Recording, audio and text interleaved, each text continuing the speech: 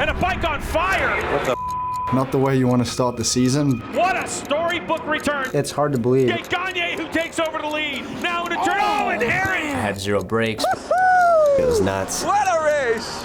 What a race! Maybe today is the worst moment. Me and the Wispy boys are doing something right. I think that was one of the best races I've ever ridden. He's out. Bike's broke. That was our race, so end of our weekend. Everyone riding a Yamaha is looking forward to getting the hell out of here. It's pretty done. Oh, no! And down goes Cameron Beaubier. Jump! Apparently it was quite a big spectacle. A continuation of some unfortunate events. What's wrong? Hitting rock bottom. We're at the famed Laguna Seca, been fast at the front all weekend long. Well, this might be entertaining. We better watch it. Cameron's having a rough season. I've got some really tough decisions to make. Ready to feel better. We all have a lot of respect for each other, and at the same time, we want to beat each other's ass. There's the pass for the lead. He had a great start.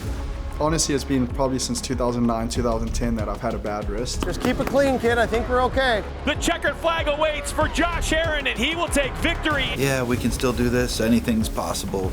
Oh, Beaubier! Unbelievable! I'm so sorry for Cam. It's better for long term to sit out. A couple of issues straight out the gate, unfortunately. BJ Jacobson has taken over the lead. Yes! 90% had the chance to win that race. PJ Jacobson takes the win over Gagne. Screw it, I really didn't care. Let him down a little bit yesterday.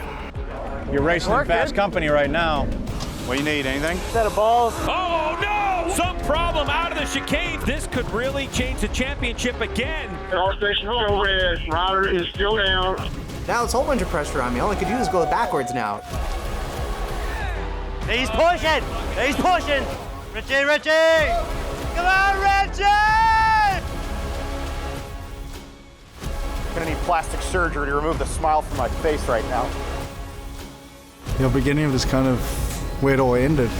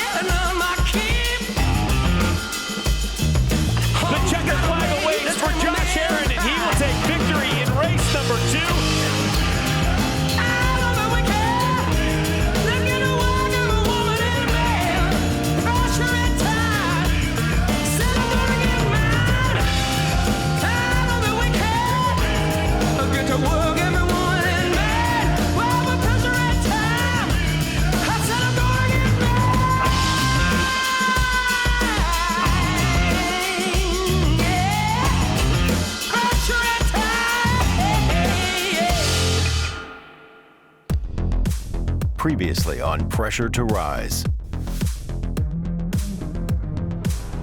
Each one of these motorcycles has been struggling to keep the temperature down below the boiling point. So now, across the stripe, it's Gagne with a 4.2 second lead over Escalante. And of course, the 99 PJ Jacobson goes into third spot.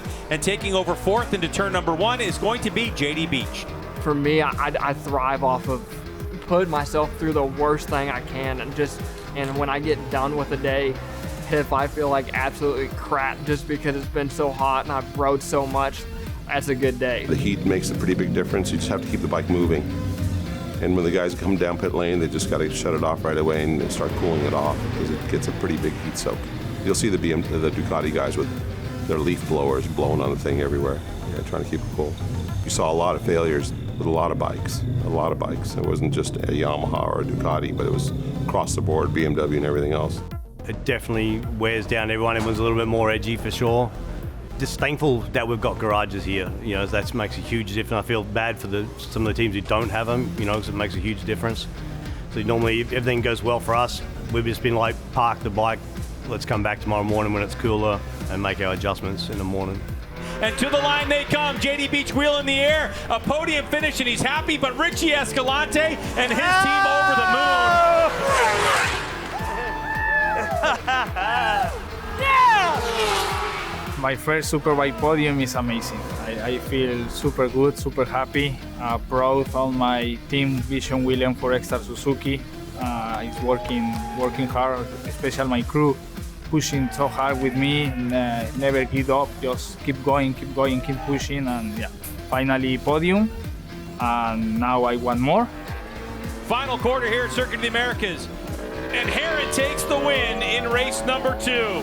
I honestly was thinking like there's no way I'm going to be able to finish this race because I was getting so hot all weekend. That's all I could think about. I was trying to block it out, but I couldn't. That's all. So it was very negative going into the starts of each race. To beat Jake on a day like today when fitness really came into play was big for me. These guys asked me before the race, what is it about Jake that makes him so good? And I thought about that a lot during the race, maybe, I think, and maybe use it as a little bit of motivation. I was like, man, I don't want people thinking that. I don't want people thinking that we think that he's so good. He is a great racer, but we're all just as good as him, and we can beat him. And I think sometimes you just kind of fall into these ruts, and maybe it takes something like that, And maybe I needed somebody to say something like that to wake me up a little bit. So. The last race weekend of the season kicks off from New Jersey, where a few riders call it their home track.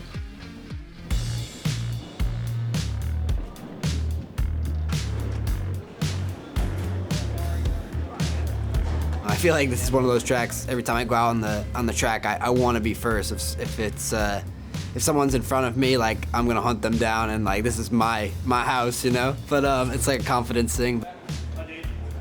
I'm pumped. Home track, home race. I've been on the podium every class I've ever raced here: stock, super sport, junior cup, all that stuff. So, looking to continue that trend. It's gonna be difficult though. These guys are all fast, and it's good. It's gonna be tricky though with the rain for sure. Tomorrow is supposed to be like gnarly weather, so we'll see how that goes. Being a home race for me, a lot of people in the crowd and stuff. So, my first MotoAmerica podium on 1,000 was here at Jersey in the rain, actually. On a Ducati about in 2015, I think, when we had, like, again, similar kind of conditions, cold, and a lot colder than this, actually. I think it was in the 40s, so. Richie Escalante is looking to build off his first podium finish in P2 at the last round in Texas. I think Richie's excited. He probably doesn't want the season to end right now because, he's coming in as a high. I think the whole team's looking forward to next year already. Fourth gear, I kind of had Willie already turned off because it wasn't that bad last year. So I've turned it on and gave just a smidge and then a couple others. Okay, see how it goes, and engine braking's done. What's looking like a guaranteed wet Saturday and Sunday puts a bit more importance on Friday's sessions. Q1 later will most likely set the grid for the weekend, as we won't see faster times once the rain comes. Hey, we're gonna go out in 5 minutes, just so you know. We're gonna go out in 5 minutes. Normally I would tell the rider that, but he ain't here, so, There you go. Oh, look who it is. I'm in time. Just coming into New Jersey was just another weekend trying to learn the bike, trying to accommodate my riding more to what the bike asks for me. Tytler's crew put a new engine in PJ Jacobson's bike, and he somehow can't put it into neutral. Does it shift okay on the track, just other than neutral? Yeah, just like coming in here, I have the clutch all the way in, it just won't go into neutral. Okay. We were trying to spend the time to make the bike right for the rest of the weekend. We could have easily just kind of rode with what we had going on, but since it's the first session out, we figured we should try to make the bike perfect so we could go into qualifying knowing that the bike would be right. So it really wasn't that big of a thing, but it did cause a small hurdle going out. Because what I wanted to do is I wanted to try one tooth readier, like one tooth bigger on the rear sprocket, to see if it would help with our engine brake. Because we had the same thing last year, like the bike doesn't have enough engine brake. We had the thing basically closed everywhere last year. And I wanted to raise the revs a little bit to see if we can get it to decel. We can always... you shouldn't be. Peter's looking at it right now. Exactly, yeah. So could do a 43. What did he say about engine brake? The thing feels like it's freewheeling too much. Yeah, valve is closed everywhere. That's what I was worried about. Okay, so just check 43 and that's it? We're doing a 43 for now. The only other thing is he said the bike feels pretty fast. Like in spots, he can't really even get to full throttle where he feels like he should be able to get to full throttle. Where? Can you just, he said everywhere, but can you take a look and just look at some spots like the straight chutes? like from here to here, from here to here, the run from 6 to 7. In the first session, Jacobsen sets the pace with the quickest lap as he picks up where he left off a year ago when he took pole position. Gagne is only 1/10 back from Jacobsen, and Escalante is sitting P3.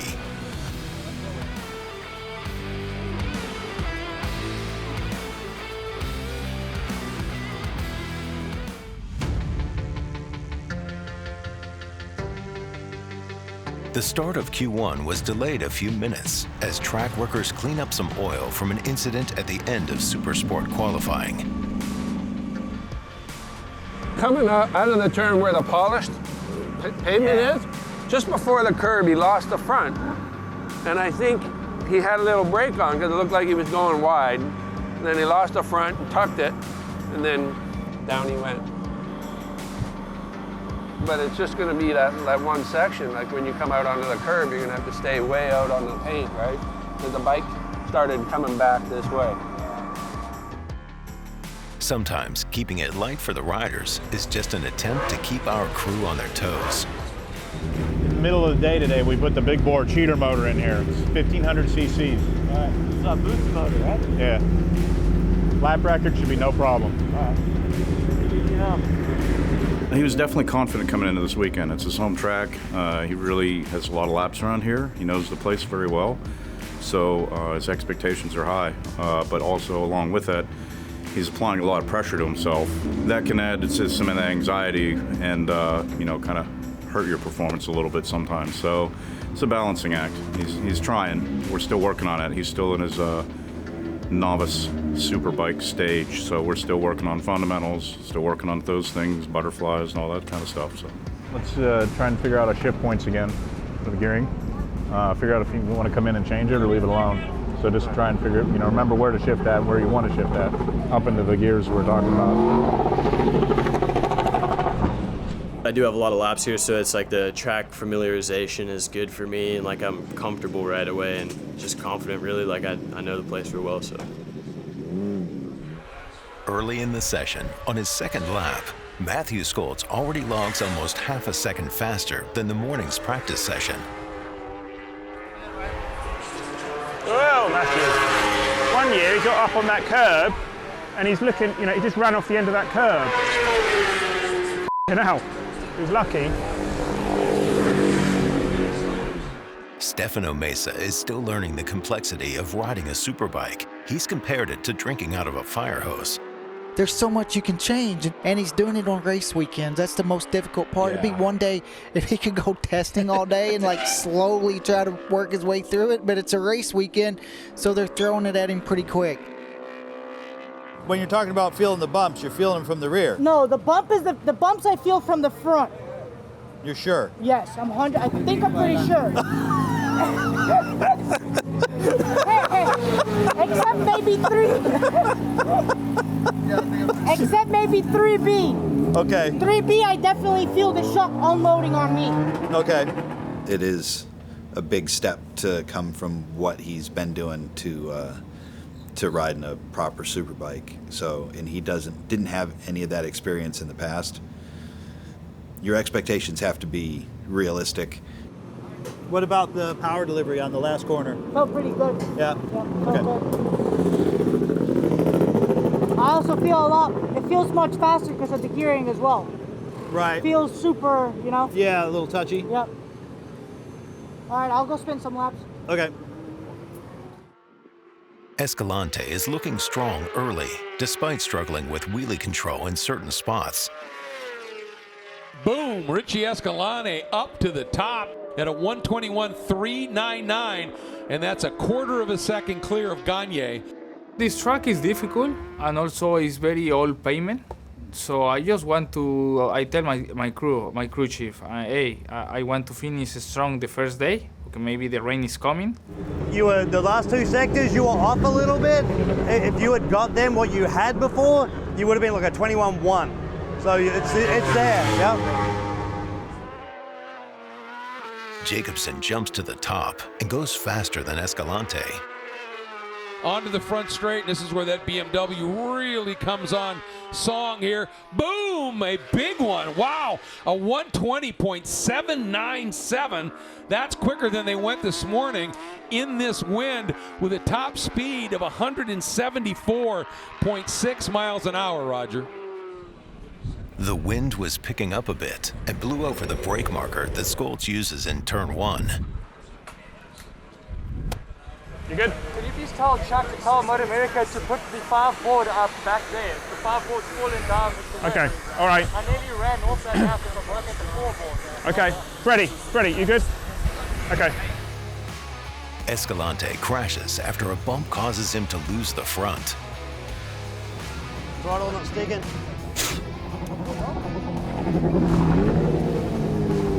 Want to recycle again or start? Jamaica, start. Frank, are you good? Yeah, you hit a bump on the front.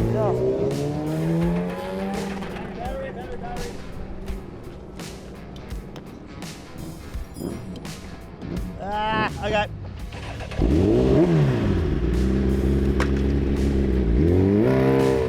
He heads out to crash again, but this time there's more damage.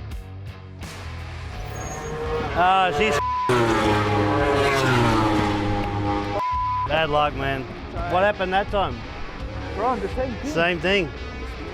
Is the rear stand broken?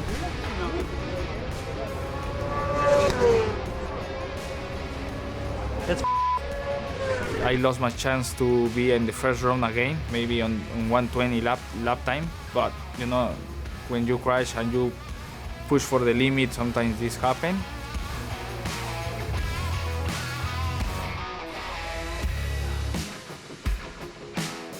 The provisional grid is set with Jacobsen on top, followed by Gagne, Scholz, Escalante, Fong, and Herron finishing out the first 2 rows.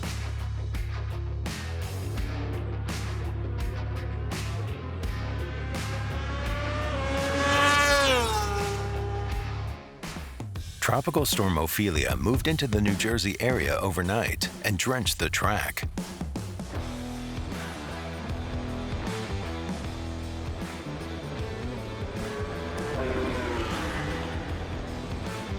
The weather changed the way teams worked as M4 trimmed down to 1 tent and no monitors. Attack Yamaha didn't put their tents up on pit lane.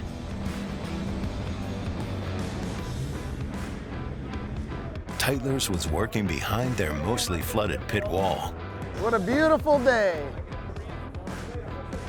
Ducati was flooded and borrowed Indian's spot.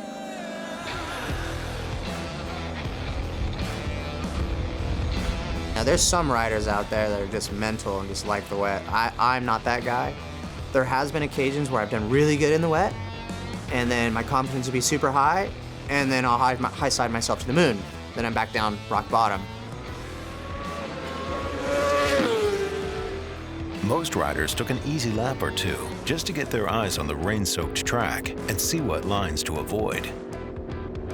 I was kind of struggling a little bit early on Saturday morning just to find a good feeling with the bike and how the tires were kind of, working and sliding around. Okay.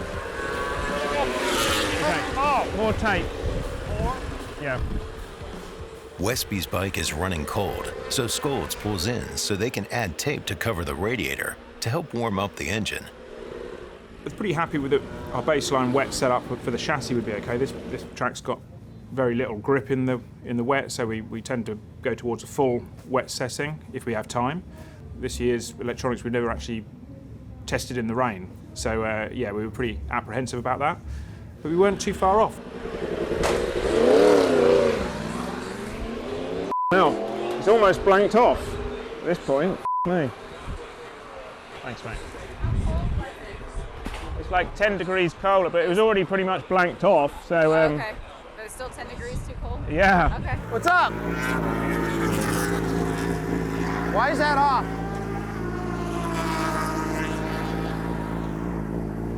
It says DTC off on the dash. It kept saying error. Error? It keeps saying error. a bit of a miscue on the bike on our side going into Q2. There's no front wheel speed for some reason, because there's no speed rings on it. It's the wrong speed rings on the front wheel. I changed them all out. Then this isn't our wheel. The plan was to start off on something that was a bit on the conservative side and then kind of work into what we expected the race settings to be. Well, we spent the first half of the session working on the bike in the pit box, so we never got a chance to actually try to tune the bike to what we expected the race settings to be. So he went out and just kind of rode around and got familiar with the track. We never really were able to put in a good lap time in qualifying too. Have a seat, it's going to be a minute. Did you change your slip target at all, or just leave it alone? I normally just leave it. So to make sure I had the wets in there. Although the grid is set with much faster times than the drive from Friday, Saturday morning session shows the teams who are handling the weather best, which should set up a different race than usual. This is going to be a big lap. He's going to be into the 40s. It could be a really low 40. Let's see what happens. Does he go 139.9? He found a ton in that last sector. Deep into the session, and Brandon Posh moves to P1. P1. Holy crap. We nailed the setup like right out of the gate. I was really surprised because I kind of expected him to want to make some changes on it, but he kept riding and kept going faster and faster. Oh yeah, he's got a half a second on Skoltz right now. Look at Heron's lap. Yeah, great lap by Josh Heron too. Josh, P2. Skoltz is looking good in the wet conditions as well, and bumps Posh for P1. Skoltz to the top. There we go.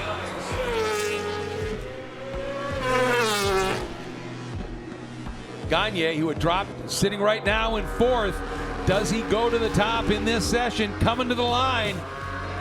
Carrying the speed. Boom! To the top and at a 139.427. Escalante is not faring well and knows he needs to work on racing in the rain. Honestly, I don't like the rain, and this track is difficult in the rain. So for sure I need to do something special this off-season to make another step in the rain. Try that.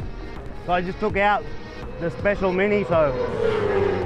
And if you think it's still too restrictive, you can try switch 2, but leave it switch 1 for now, okay?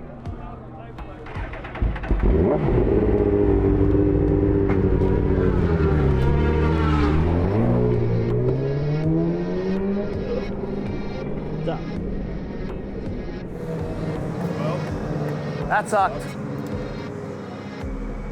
That sucked. I think it was pretty awesome, actually. I think we're sitting good, like real good.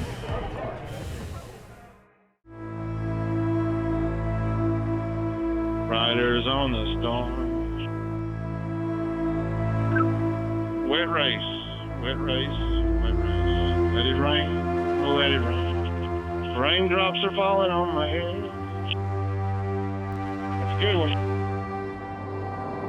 It always seems like when we come to New Jersey, it's going to rain at some point, and today is the day. It's going to be pouring all day. Riders are going to be dealing with a whole different set of track conditions than they were yesterday, so the qualifying order that you see on the grid is going to look a little different maybe in the race. Track conditions will be fairly consistent. They're going to be bad track conditions, but they'll be consistent throughout the races. There's no hope of it getting drier.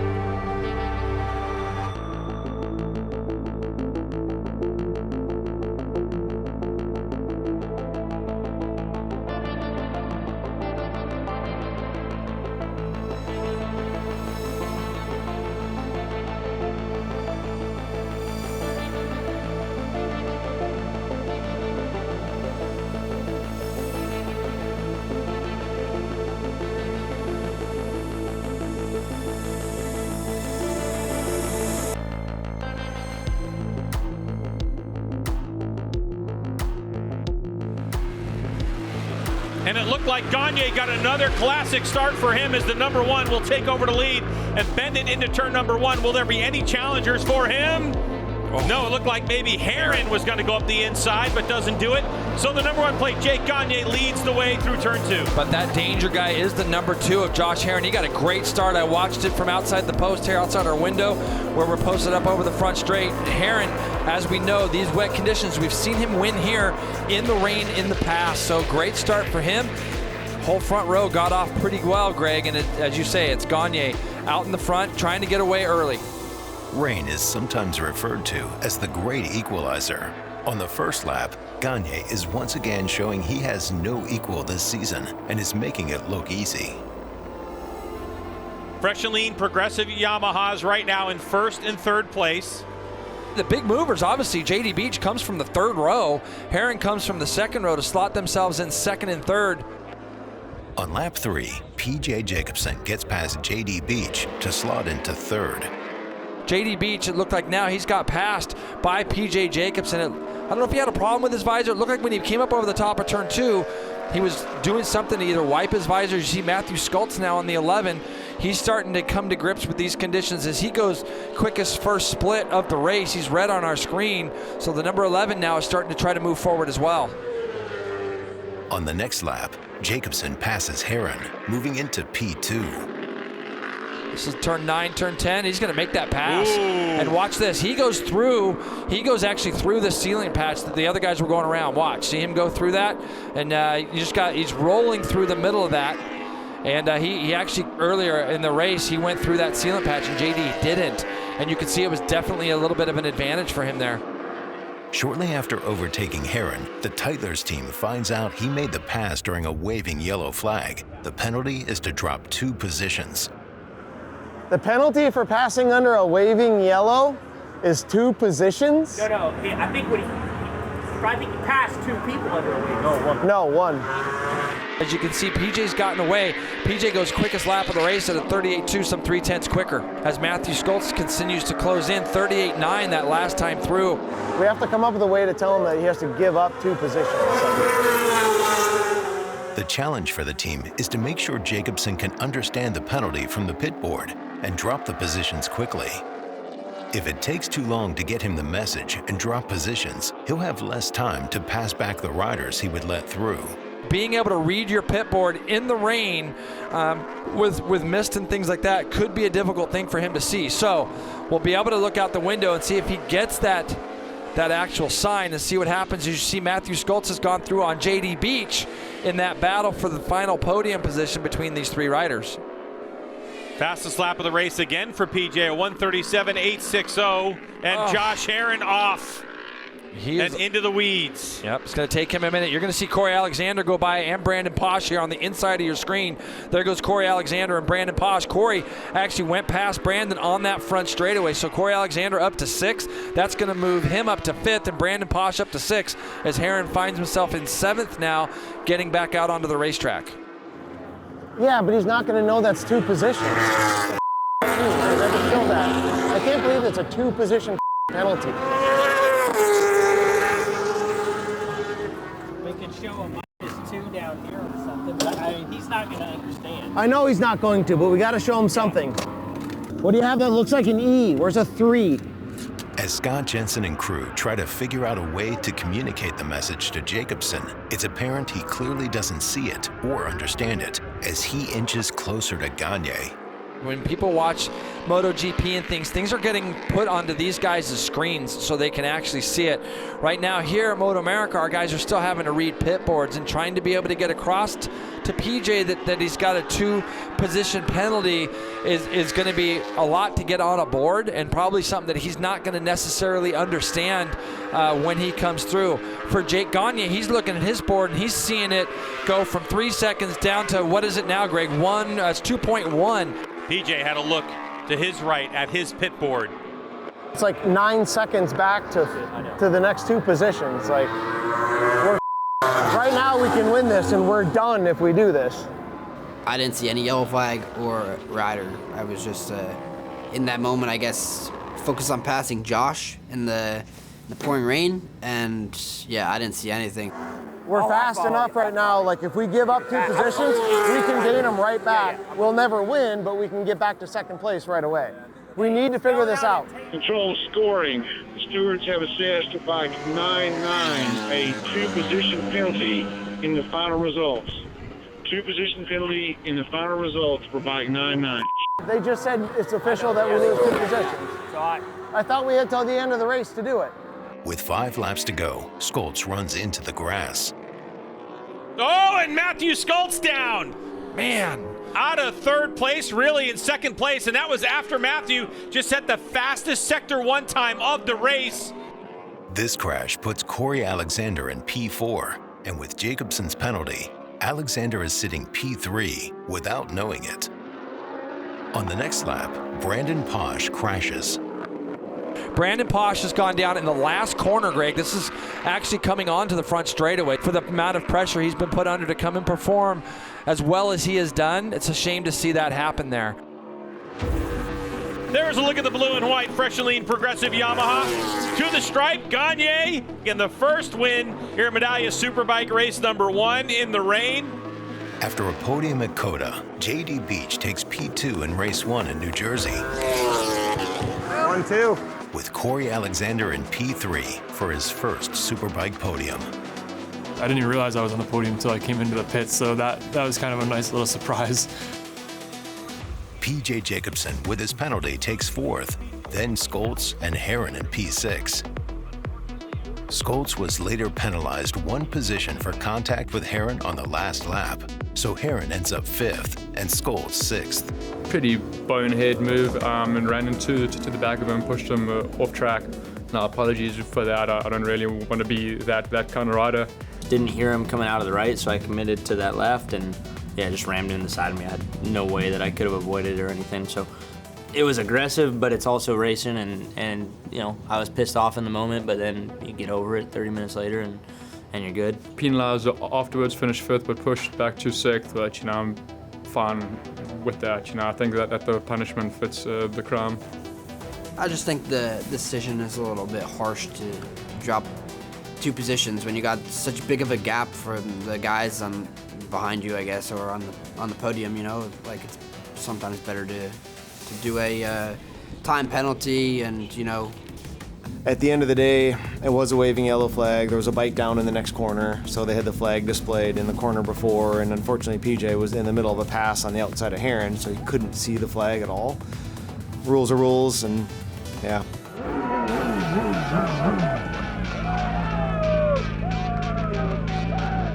I was happy enough with even just 4th. I was pretty ecstatic on the pit-in lap, and definitely would have celebrated a little bit harder if I knew I was on the podium. I probably would have pulled over and had a little more fun with the fans that were sitting out there. We got a lot of people, obviously being a home race for me, a lot of people in the crowd and stuff. So super cool to see them sticking it out in the rain. I know those people stuck around for the weather, but I understand the people that didn't show up. Today was particularly emotional just because I've been like pretty down, just struggling. You know what I mean? I wanted the year to kind of continue that forward momentum. It would be nice to be in the dry because I know that kind of eliminates any question mark that you can put next to it, because obviously, you know, there's always the wet weather specialty kind of thing, but just being up in the mix and checking that off my bucket list, I guess, if you will, was important for me, but also just like hopefully just to spark some conversation for next year, because I don't know what I'm doing.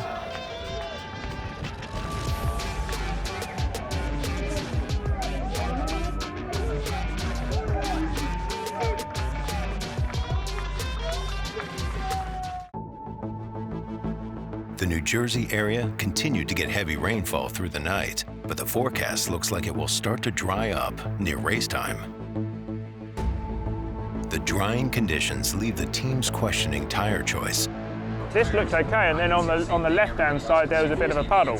Yeah, but I mean, even in yesterday's race, we were braking halfway in the track, so it was so bad. But that's definitely one of the worst spots. Yeah, exactly. Track. Yeah. Into 5, there seemed to be 1, and then that, you know, the big patch coming out of 10. 3A, there's a big stream there in the middle of the right. Yeah. So just try and get whatever line it is, so you can go and get the thing upright, and then go again. You know what I mean? So, but have a good look on this. Sorry, so we've got 4 minutes, I think. I don't want to risk going into the off-season with an injury, risking something on slicks in a dicey track condition. It doesn't make sense. Yeah, So I'd rather run the out of the reins, and if I burn them up, I burn them up. Stay on the reins, it'll be fine. Leave the slicks in the cart, bring the generator over the wall, warmers, stands. Plan is we're going on reins, unless he comes in and tells me different after the sighting lap. I'm fully expecting to be going on reins. And is there wet lines that you can stay on though? Like offline kind of thing? Is there I just somewhere? feel like you're going to lose so much time over those areas that I don't know if you can make it back in 60 laps. It's gonna be 10 seconds a lap the last 5 laps. No, slicks will be 10 seconds a lap the last 5 laps. Well, what do you think out there? Yeah, it's just a little too wet for slicks. Okay, that's my thought too. It's gonna be down, right? Yeah, I think the problem is you're going to give up too much in the first 5 or 6 laps if we go slick, so you're not going to be able to make it back. Oh, I know. The last 5 or 6 laps are going to be sketchy. So what that means is in the middle section of the race, like obviously the first 2 or 3 laps, do whatever you got to do to try to get to the front. And in that middle section, try to focus on keeping the tires as cool as we can. You know, like getting offline a little bit on the straightaways, getting through some water, hitting some puddles, cooling things down as best we can. Yeah. Right? Herrin and Scholz end up the only ones choosing slicks. So the first 3 rows are all reins except for you and Herrin. To be aware he's coming with you. Yeah. You ready? We're the only one. These slicks to go, baby. I hope it's not like Barber. We'll figure it out, Doug. Here we go, Medallia Superbike race number 2, the finale of the season. And we're away racing and Matthew Scholz off the line. Well, Come on, sunshine. If this doesn't work out, I'm going to go and hide somewhere. as they get on the brakes heading into the corner, it's going to be PJ Jacobsen who takes over the early lead. One of our better starts so far. Nice, nice. That'll work. Oh no, one rider having a big problem. That's Benjamin Smith. What a start, 5th row. Corey Alexander, I think, is up to 4th. I believe that's Corey Alexander in 4th place. PJ Jacobsen at the front, and then he's got the attack guys right behind him, Gagne and JD Beach, with Corey Alexander running in 4th, and I think it's Hayden Gillum has got a problem.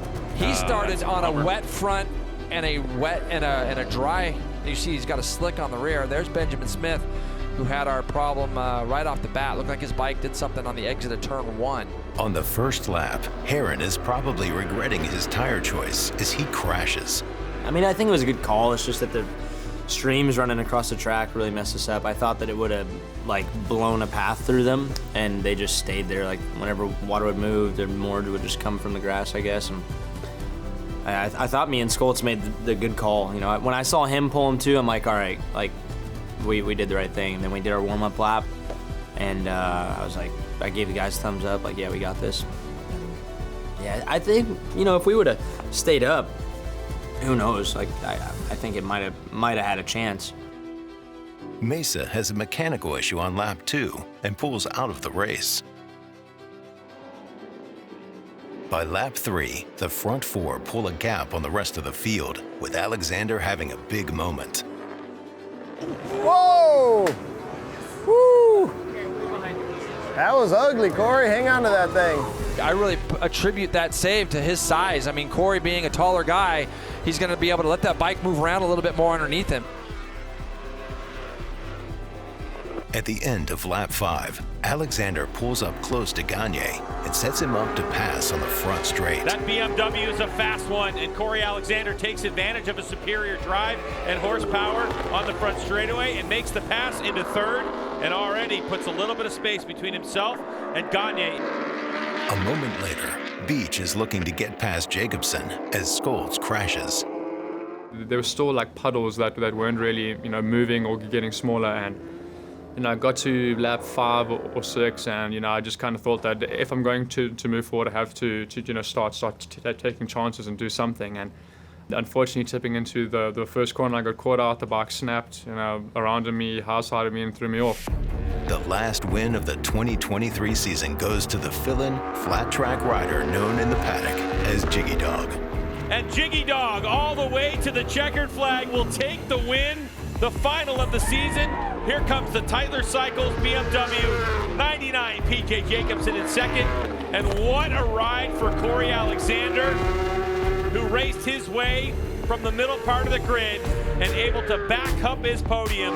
And a pair of Vision Wheel M4X Star Suzukis. It'll be Escalante gets beaten by Brandon Posh. Posh goes 5, Escalante goes 6. I haven't rode or raced in the rain since 2019. I was nervous for the race, but that's what I'm here to do is race. So when I went out for that, I was hoping to maybe get a top 5. I was nervous before the race, and either I'm gonna pass PJ or this bike's going in the grass. So I just kept pushing and doing the laps, and I mean my last lap, I just couldn't believe it. I mean, so I was just shaking my head. I mean, to get a win here again is really cool.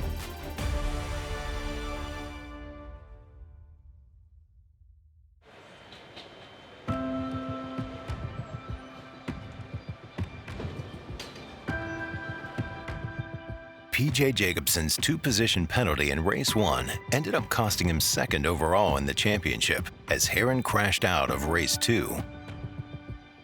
Scholz edges out Escalante for 4th.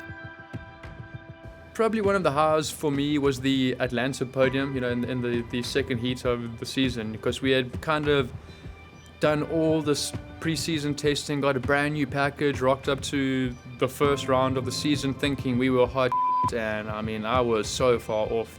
A real struggle to get to where we wanted to be, but we figured things out and we got a podium the very first weekend on the brand new package. So I think that was really cool for the Westby team. I'm really excited about the season, but then when I look at it as a whole, I'm bummed because I wanted to win the championship and don't want to lose by as much as we did, but we also got 2nd in the championship, so got to be happy about it and hope that the team sees the value in keeping me for a 2nd year and gives it a shot and tries to go for it next year. So I think it'll pay off a lot if we were able to do that. Favorite moment probably was winning my first MotoAmerica Superbike race at Brainerd, to finally get it done and not be like a guy that rides around, a guy that actually gets the job done and a win for the team and for myself. Now the plan is for sure relax a little bit and then back to training.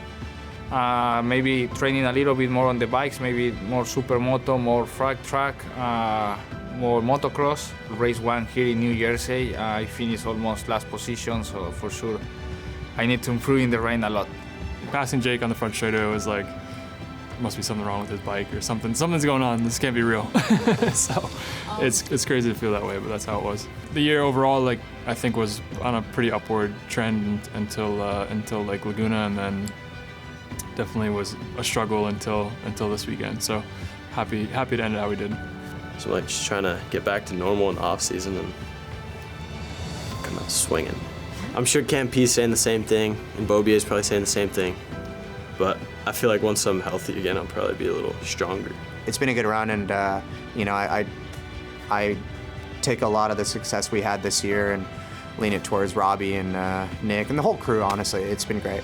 I'm gonna keep an open mind, and but like I said, if I end up where I'm at this year, I'll be super stoked.